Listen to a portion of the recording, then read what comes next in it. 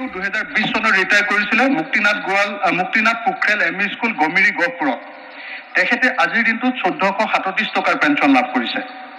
তাৰপিছত আপুনি কুৱেশ্যনটো কৰক। হয়, শশধৰ নাথ আৰু এটা মাত্ৰ শশধৰ নাথ প্ৰধান শিক্ষক, লংগাই চাহ বাগিচা, তেখেত পাথাৰকান্দি কৰিমগঞ্জ। তেখেতে 1088 টকা পেঞ্চন পাইছে মাহেকত। এতিয়া মোৰ প্ৰশ্নটো হ'ল যে পশ্চিমবংগ, ৰাজস্থান, হিমাচল প্ৰদেশ, ছত্তীশগড়, ঝাৰখণ্ড, কৰ্ণাটক এইবিলাক ৰাজ্যই আগৰ NPS-ৰ পৰিৱৰ্তে OPS-লৈ ঘূৰি আহিছে। পশ্চিমবংগই প্ৰথমৰ পৰাই OPS-তে আছে। অসম চৰকাৰে সকলো পেঞ্চনপ্ৰাপ্ত কৰ্মচাৰী অৱসৰ জীৱনৰ নিৰাপত্তাৰ বাবে সকলো কৰ্মচাৰীৰ বাবে, কিছুমানটো OPS-ত আছে, সকলো কৰ্মচাৰীৰ বাবে OPS-লৈ ঘূৰি আহিবনে? মাননীয় অধ্যক্ষ মহোদয়, ইয়াত যিকেইটা ফেচবুকৰ জৰিয়তে ডাটা সংগ্ৰহ কৰা হৈছে, তাত সমস্যাটো এইটোৱে হ'ল যে এওঁলোক ভেঞ্চাৰ স্কুলৰ শিক্ষক আছিল আৰু মানৱীয়তাৰ কাৰণতে এখেতসকলক প্ৰাদেশিকৰণ কৰা হৈছিল। চৰকাৰত এওঁলোকক চাকৰিৰ কাৰ্যকাল 3 বছৰ, 4 বছৰ, 5 বছৰ। NPS আৰু OPS-ৰ গুণগত পাৰ্থক্য প্ৰাদেশিকৃত ভেঞ্চাৰ স্কুলৰ শিক্ষকক লৈ কৰা উচিত নহয়। আজি আমাৰ কনিষ্টবলত যিবিলাক ল'ৰা সোমাইছে বা আমি যি 1 লাখ ল'ৰাক নিযুক্তি দিছোঁ, তেওঁলোকে OPS-তকৈ বহুত বেছি টকা পইচা পাব আফটাৰ 35 years of service। আজি যিখিনি OPS-ৰ কাৰণে আমি সঘনাই পাই আছোঁ, এই গোটেইখিনি অখিল গগৈ ডাঙৰীয়াৰ উত্তৰতে দেখা গৈছে যে তিনিওজনেই শিক্ষক আৰু এওঁলোক প্ৰাদেশিকৃত বহুত দিন ব্যক্তিগত খণ্ড বা সামাজিক খণ্ডত কাম কৰি তেওঁলোক ভেঞ্চাৰ আছিলে, ভেঞ্চাৰৰ পৰা প্ৰভিন্সিয়েলাইজ হ'ল, কোনোবা 8 মাহ কাম কৰিছে, কোনোবাই 6 মাহ কাম কৰিছে, কোনোবাই 2 বছৰ কাম কৰিছে, কোনোবাই 3 বছৰ কাম কৰিছে। এতিয়া এখেতসকলে চৰকাৰৰ পেঞ্চন পোৱাৰ বাবে বহুতে যিটো ৰিকুৱাৰ্ড পিৰিয়ড অফ ছাৰ্ভিচ কৰিব লাগে সেই ছাৰ্ভিচটোও কৰা নাছিলে। যে এওঁলোক OPS হ'লেও পেঞ্চন পাব বুলি কোনো গেৰেণ্টি নাছিলে, কাৰণ পেঞ্চন পাবৰ কাৰণে এটা ৰিকুৱাৰ্ড ছাৰ্ভিচ এটাও কৰিব লাগে। এতিয়া প্ৰশ্নটো হ'ল, ভাৰত চৰকাৰে এখন কমিটি বনাই দিছে OPS আৰু NPS-ৰ বিষয়টো আলোচনা কৰাৰ কাৰণে। তাতে অসম চৰকাৰে এটা প্ৰস্তাৱ দিছে, যিটো যোৱাকালি কেৰেলাতো একেখিনি কথা কেৰেলাৰ বিধানসভাত এইবাৰ বাজেটত উল্লেখ কৰা হৈছে যে এচিউৰ্ড পেঞ্চন, অৰ্থাৎ এজন ব্যক্তিয়ে OPS-এ হওক NPS-এ হওক এটা এচিউৰ্ড পেঞ্চন এটা তেওঁলোকে পাব লাগে।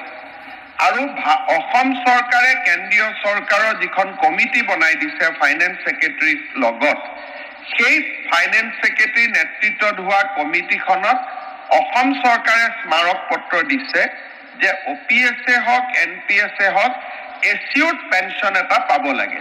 বিষয়টোলৈ ভাৰত চৰকাৰে আলোচনা কৰি আছে আৰু এই আলোচনাবিলাক দেশভিত্তিক হ'ব লাগিব। কিছুমান ৰাজ্যই বেংগলৰ কথা কৈছে, বেংগলে OPS লোৱা নাই, বেংগলে মানুহক দিয়া নাই, কাকো নিদিয়ে। য'ত অসম চৰকাৰে দি আছে, বেংগলে নিদিয়ে। কৰবাত কিবা এটা ল'লে, কৰবাত কিবা এটা কাটি লয়। গতিকে আমি কালেক্টিভ স্পিৰিটত আছো। আজি ৰাজস্থানে OPS দিছে, ঘোষণা কৰিছে, টকা কাটি লোৱাটো বন্ধ কৰিছে, কিন্তু মানুহেতো OPS পোৱা নাই। হিমাচলে, কাৰণ এইকেইদিন যোন ৰিটায়াৰ হৈ আছে তেওঁলোকেতো OPS আগৰ পৰাই পাই আছে। অসমৰ বাহিৰে বাকী জেগাতো ভেঞ্চাৰ স্কুলৰ শিক্ষক নাই। গতিকে ৰাজস্থান বা বিভিন্ন জেগাত বিভিন্ন অপজিশ্যনত থকা চৰকাৰে কি কৰিছে, খালি NPS-ৰ কন্ট্ৰিবিউশ্যন কাটাটো বন্ধ কৰি দিছে আৰু মানুহখিনি কৈছে যে আপোনালোক OPS হৈ গ'ল। এতিয়া তেওঁলোক OPS হ'ল নে নাই 2035-তে গম পাব। মানুহ ৰিটায়াৰ হ'ব 2035-তে। অসমতহে আগত ৰিটায়াৰ হৈ আছে ভেঞ্চাৰ স্কুলৰ ঘটনাৰ কাৰণে। এতিয়া তেওঁলোকেতো আৰ্থিক অৱস্থা ভাল কৰি লৈছে, NPS-ৰ টকা কটা বন্ধ কৰি দিছে। মানুহখিনিয়ে OPS সেই সময়ত পাব নাপাব তাৰ কোনো গেৰেণ্টি নাই। মানুহখিনিতো কি হ'ব সেইটো লৈ দিল্লীতো আলোচনা চলি আছে। কাৰণ এইবিলাক নেশ্যনেল পলিচি হ'ব লাগিব। ৰাজ্য চৰকাৰে ইয়াত পলিচি লৈ কোনো লাভ নাই। কেন্দ্ৰীয় চৰকাৰে এখন আঁচনি কৰি দিছে আৰু সেই সেই কমিটিখনৰ প্ৰতিবেদন আহিলে আমি প্ৰতিবেদন অনুসৰি কাম কৰিম। আমাৰ ৰাজ্য চৰকাৰে স্পষ্টভাৱে কেন্দ্ৰীয় চৰকাৰক জনাই দিছে যে আমি এচিউৰ্ড পেঞ্চন এটাক পোষকতা কৰোঁ, যে এটা মিনিমাম পেঞ্চন এটা মানুহে পাবই লাগিব। সেই কথাটো আমি কেন্দ্ৰীয় চৰকাৰক আমাৰ মেমৰেণ্ডামত আমি জনাই দিছোঁ। কিন্তু যোৱা কেইদিনমান আগতে সদনত পীযুষ হাজৰিকা ডাঙৰীয়াই এটা উত্তৰ দিছিলে, নতুন কৰ্মচাৰীখিনি OPS-ত যাব নোখোজে, যি আজিকালি এপইণ্টমেণ্ট পাইছে, পৰহি এপইণ্টমেণ্ট পাইছে, কাৰণ they have a long service career of 35 years। যি ল'ৰাই 20-21 বছৰত চাকৰি কৰিছে তেওঁলোকে 40 বছৰ চাকৰি কৰিব। গতিকে 40 বছৰত NPS-ত তেওঁলোকে চাকৰি কৰাৰ পিছত যিমান পেঞ্চন পাব, it will be almost equivalent to the salary। সেইকাৰণে ই এটা নিয়ম হ'ব নোৱাৰে। আজি যদি আপোনালোকে কয় যে মই OPS কৰি দিম, আজি চাকৰি পোৱা ল'ৰাখিনিয়ে প্ৰতিবাদ কৰিব যে আমাকতো নালাগে OPS, কাৰণ পৰিৱেশ সময়ৰ লগে লগে পৰিৱৰ্তন হৈ যায়। সেইকাৰণে ভাৰত চৰকাৰক মই যোৱাবাৰো সদনত উত্তৰ দিছোঁ যে আমি যিহেতু চেণ্ট্ৰেল পে স্কেল ইমপ্লিমেণ্ট কৰিছোঁ, আমি ভাৰত চৰকাৰৰ লগত যাম।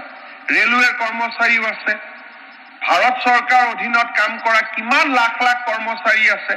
গতিকে তেওঁলোকৰ হিতৰ কাৰণে যিটো সিদ্ধান্ত গ্ৰহণ হ'ব, ৰাজ্য চৰকাৰেও সেই সিদ্ধান্তটো গ্ৰহণ কৰিব। কিন্তু ভেঞ্চাৰ স্কুলৰ শিক্ষকসকলৰ পে শ্লিপখন লৈ পেলাই যে গোটেই কৰ্মচাৰীৰে তেনেকুৱা এটা অৱস্থা হ'ব, তেনেকুৱা ভয় খুৱাই থকাটো উচিত নহয়, কাৰণ এইটো তথ্যৰ ৰূপত প্ৰতিষ্ঠিত নহয়। 3 বছৰ চাকৰি কৰা আৰু 30 বছৰ চাকৰি কৰা মানুহৰ মাজত বহুত বেছি পাৰ্থক্য থাকে। মোৰ ছেকেণ্ড ছাপ্লিমেণ্টেৰীটো কৰি লওঁ। অধ্যক্ষ ডাঙৰীয়া, যদিও তেখেতে কৈছে যে এইটো 3 মাহ 4 মাহ 3 বছৰ কাম কৰা, মই যি 3টা উদাহৰণ দিছিলোঁ, এজনৰ 10 বছৰ, এজনৰ 9 বছৰ, এজনৰ 8 বছৰ চাকৰি হৈছিলে। আৰু মোৰ লগত আৰু তেনেকুৱা ঢেৰ আছে বেলেগ বেলেগ ডিপাৰ্টমেণ্টৰ পৰা, যিবিলাকৰ পৰা কিন্তু দেখা গ'ল যে মুখ্যমন্ত্ৰী ডাঙৰীয়াই আচলতে পুৰণি পেঞ্চন ব্যৱস্থালৈ আহিব খোজা নাই।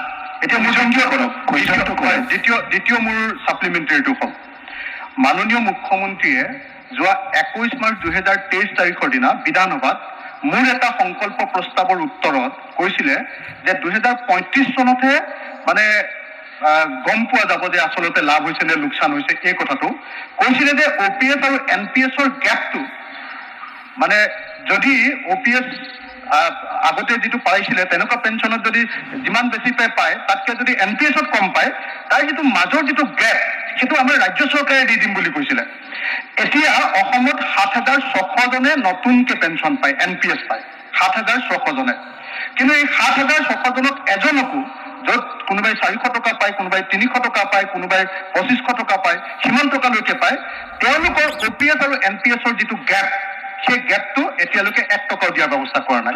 এতিয়ালৈকে OPS লাগু নকৰিব। এতিয়ালৈকে এই 7,600 জন বা যিকোনো এজন ৰিটায়াৰ কৰা নতুন এমপ্লয়ী চৰকাৰে এই গেপটো, যিটো গেপ, সেই গেপৰ এমাউণ্টটো পে কৰাৰ ব্যৱস্থা কৰিবনে তেখেতৰ প্ৰতিশ্ৰুতি অনুসৰি?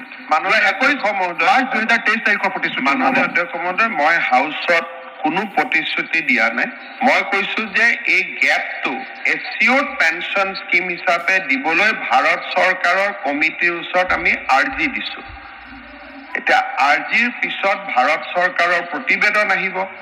ভাৰত চৰকাৰে অসম চৰকাৰৰ আৰ্জিটো মানি ল'লে আমি সেই অনুসৰি কাম কৰিম। একজেক্টলি আমি হাউচত যিটো কৈছোঁ সেইখিনি আমি ভাৰত চৰকাৰক লিখি দিছোঁ যে চব ষ্টেটৰ কমেণ্ট বিচাৰিছিল। অসমৰ কমেণ্ট এইটোৱে আছিলে যে যদি এজন OPS ৰিটায়াৰ হ'লে 50% পেঞ্চন পায়, NPS এজনেও বেংকৰ পৰাই হওক চৰকাৰৰ পৰাই হওক 50% পেঞ্চন পাব লাগে। এইটো অসম চৰকাৰৰ বিচাৰ আৰু আমি সেই বিচাৰটো ভাৰত চৰকাৰক দিছোঁ। ভাৰত চৰকাৰৰ কমিটিৰ ৰিকমেণ্ডেশ্যন অহাৰ পিছতহে ৰাজ্য চৰকাৰে ব্যৱস্থা ল'ব পাৰিব বুলি সিদিনাখনো প্ৰশ্নৰ উত্তৰত মই বাৰে বাৰে কৈছোঁ। গতিকে ভিডিঅ'টো যদি দেখুৱাই দিব লাগে, মই ইয়াত চাউণ্ডটো দি দিওঁ। তেখেতে কৈছে যিটো OPS পালে যিটো পেঞ্চন পালেহেঁতেন 10 বছৰ, অধ্যক্ষ সেই পৰিমাণটো আৰু NPS-ৰ পৰিমাণটো দুইটা কেলকুলেট কৰা হ'ব আৰু কেলকুলেট কৰি যিটো গেপ, সেই গেপৰ এনচাৰটো দি দিলে মুখ্যমন্ত্ৰী। ভিডিঅ'টো অখিল গগৈয়ে নিজৰ ফেচবুকত ধুনীয়াকৈ এডিটিং নকৰাকৈ প্ৰকাশ কৰি দিলে হৈ যাব। ঠিক আছে।